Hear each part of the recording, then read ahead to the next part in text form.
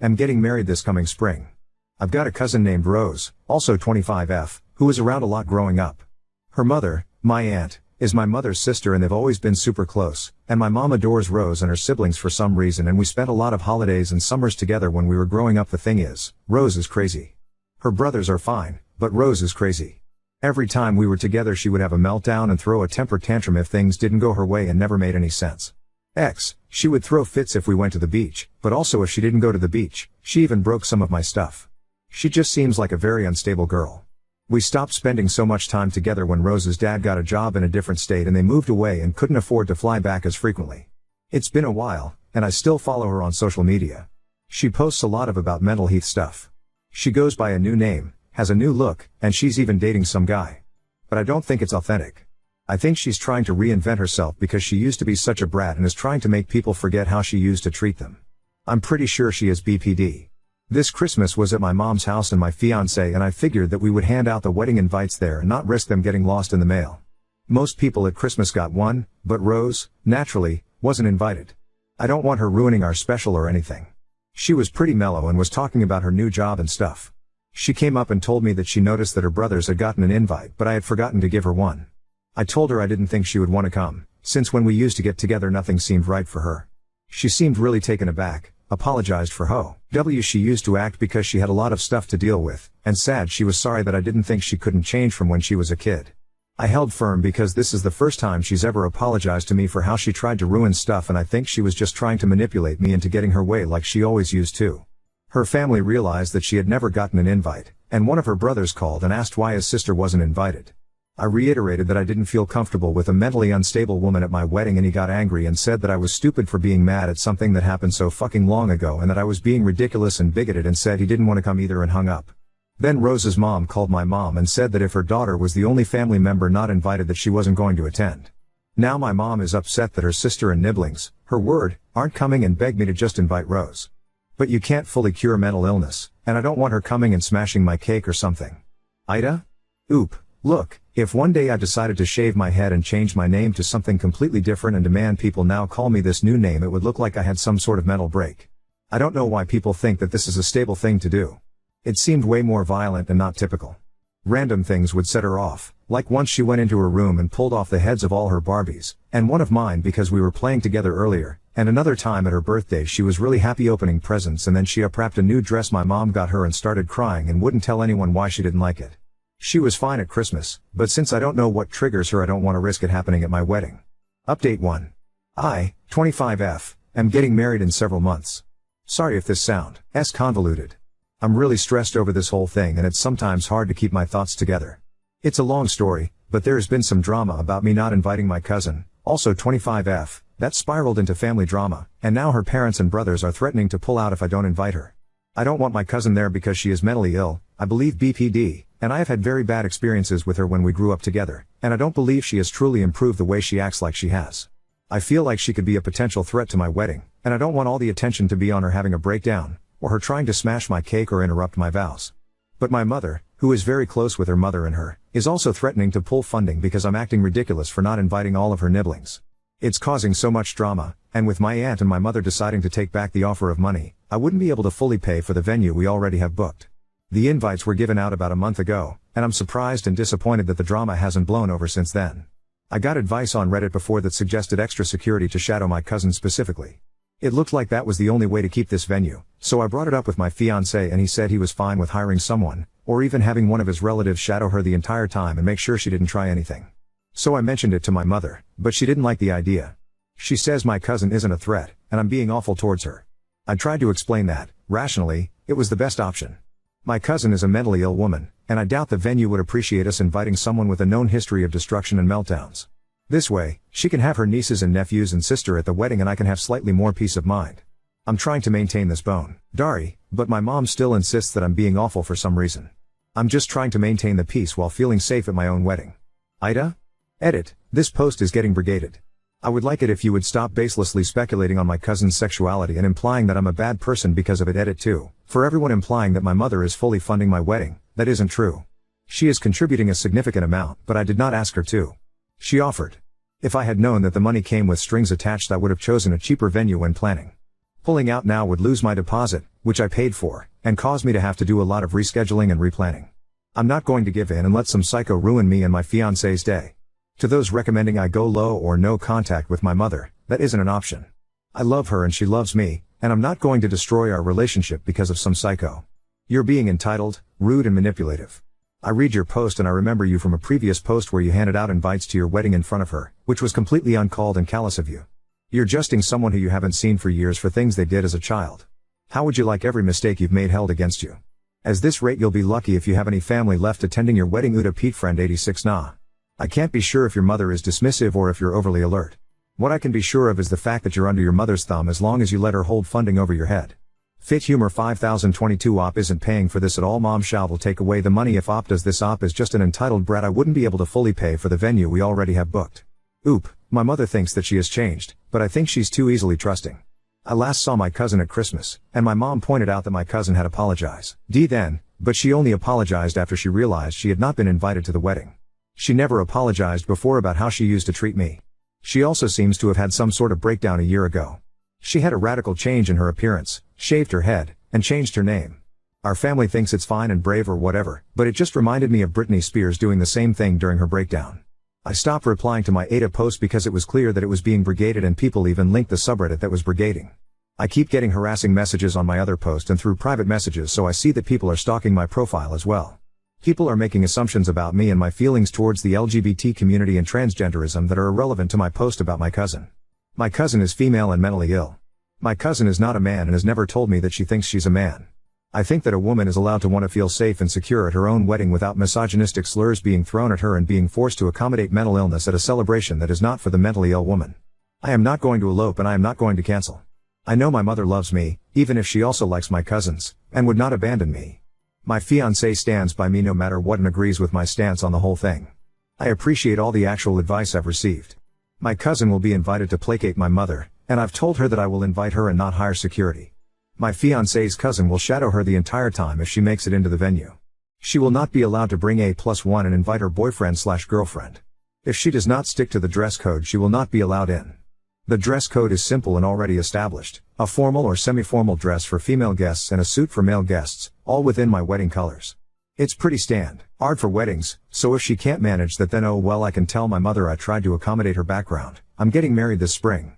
Around Christmas I sent out the invites to the family I wanted there, but did not invite a female cousin of mine, Rose, because I did not get along with her when we were growing up together and I haven't seen her in a long time. I didn't want her there, and I didn't think she would want to attend anyway. She's a bit of a tomboy, and I doubt she'd want to put on a dress and spend the day at a fancy party with us, but my mother is very close to her mother, they're really close in age, and both of them were contributing money to help fund my wedding for the venue I wanted and already have booked. Because I didn't invite her daughter, my aunt said she was not attending along with Rose's brothers and would not help pay for the wedding. It wasn't a lot of money, so I could eat the cost for that, but then my mom got upset that her sister and niece and nephews wouldn't attend, and is threatening to not pay unless I invite Rose and apologize for snubbing her. At first I was really stubborn, but I don't want to switch venues and catering this late into the planning because it would delay, so I bit the bullet and sent Rose an invite. But I never got a response from her, and I wanted to check if she at least received the invite. I wanted to show my mom that she was choosing not to go, so I reached out to one of her brothers. But he was very verbally abusive. I uploaded screenshots of some of the text to my profile so you can see, and immediately he blew up at me and wouldn't even consider listening to me or trying to help me out. He also went into unprovoked and classist attacks on my fiancée. How can I convince my mother to stay on my side, and how can I get Rose to respond to me? I really do want to repair our relationship and have a smooth wedding day. I just feel like everything has been going so well and now this year it's all crumbling at the last minute. Oop, hey, when you get a chance can you text me back? Oop, okay, but you're all invited. I sent, blurred but looks like Rose / an invite, but I haven't heard back. I just want to make sure she got it. Oop, okay, but they treated me like shit for so many years. Can you blame me for being weary about her showing up? Update 2. I appreciate all the people who gave advice on my last post even if they were unnecessarily rude about it. The day after I made my post, Rose finally called me that she had gotten and rejected my invite. She was nasty about it, but she's always been a bit of a brat. She said she didn't care about my wedding and didn't want to be part of more stupid fucking family drama, which I think is hypocritical because she always starts the drama, so she and her brothers and parents aren't attending, and my mom and some other guests are upset at that, but it's all manageable. I went to breakfast with my mom this morning and we sat down and spoke about the wedding. I took advice from my last post and told her that if she continued to favor a cousin over her daughter then I would never speak to her again and she would not be invited to the rescheduled wedding. A lot was said, but she broke down and admitted that she was bluffing and didn't actually want to ruin my big day. She was just upset with how I had acted back around the holidays and hoped that her threat would be a wake-up call. I apologized and acknowledged that I didn't realize how hurtful my actions would have been perceived. She essentially raised me by myself, and I have always tried to live by the values she instilled in me, even if they aren't always popular with others, and I told her this. So the wedding should still be on course. I still have to find the money to make up for what my aunt would have paid, but I don't think it's a lot, and my fiancé will probably be able to cover it. Thank you again for all the advice. I can't really blame him for calling it off, because it was for financial reasons. But I feel like I can't talk to him about it because I'll start saying things that I regret. I was set to get married today. It was great, I had everything planned out perfectly.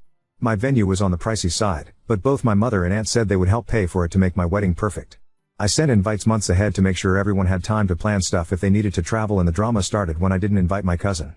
I grew up with her because our mothers are close, and she is very mentally ill and would always have meltdowns and stuff. Around last year she had a breakdown that everyone seems to ignore now. I'm pretty sure she has BPD, and anyone who knows someone with that will tell you how unstable and unpredictable those people are. So I decided that I didn't want a severely mentally ill woman at my wedding to risk ruining it, and also we weren't that close to begin with and hadn't seen each other for years. I thought everyone would understand that, and it's not like she and I were very close to begin with. It caused a lot of drama and family fighting. My aunt said that if I didn't invite her daughter then she wasn't going to contribute money, and my female cousin's brothers also said that they weren't coming. Then my mom got angry and said that she wasn't going to contribute money if I was going to discriminate against my female cousin. And then other relatives heard that I hadn't invited her because of her mental illness. I didn't even tell anyone it was because of that, just that we weren't close.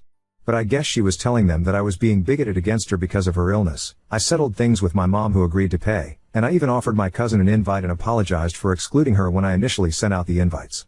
But she brushed me off and said she didn't want to go to my wedding. But my aunt never accepted the apology and still refused to pay.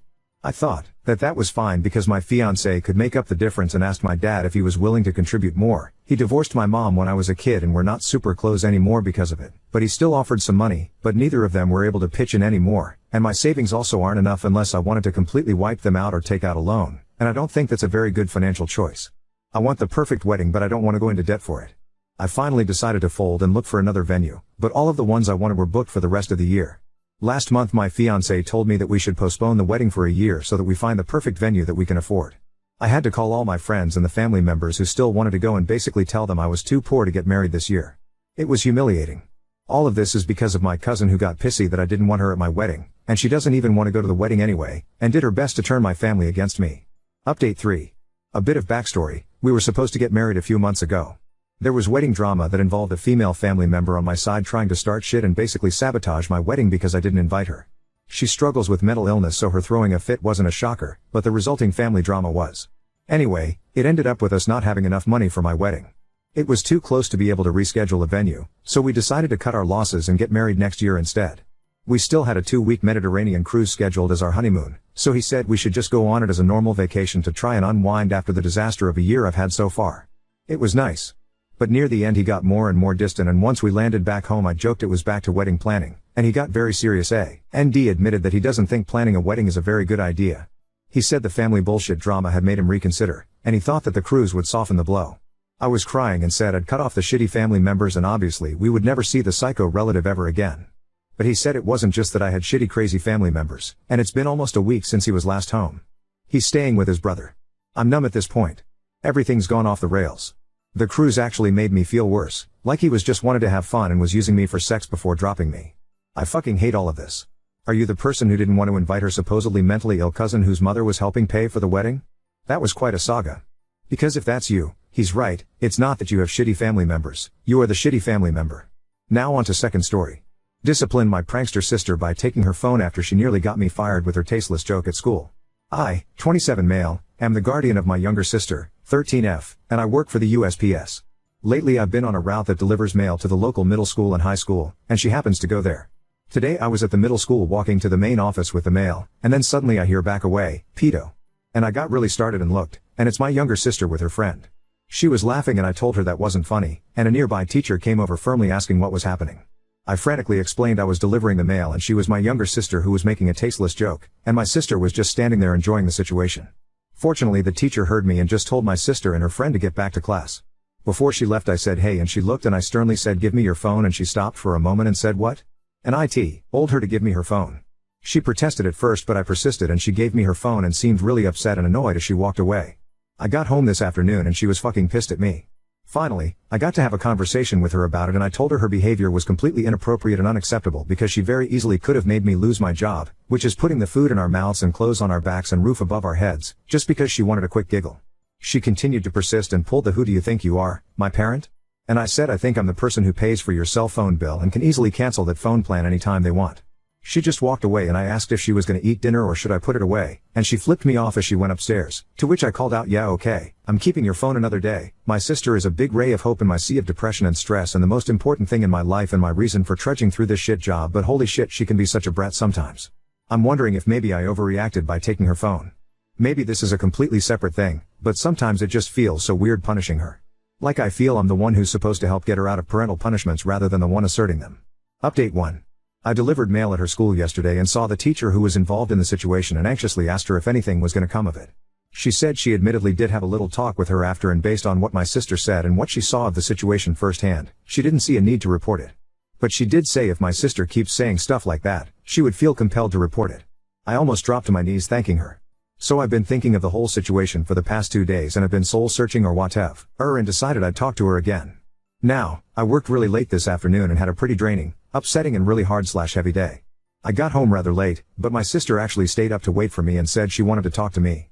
She asked if we could sit down and then she told me she was really sorry for saying what she did and she didn't mean to embarrass me or get me fired or anything, and said she was out of line for flipping me off and told me she was sorry for that too, and then she told me she loved me.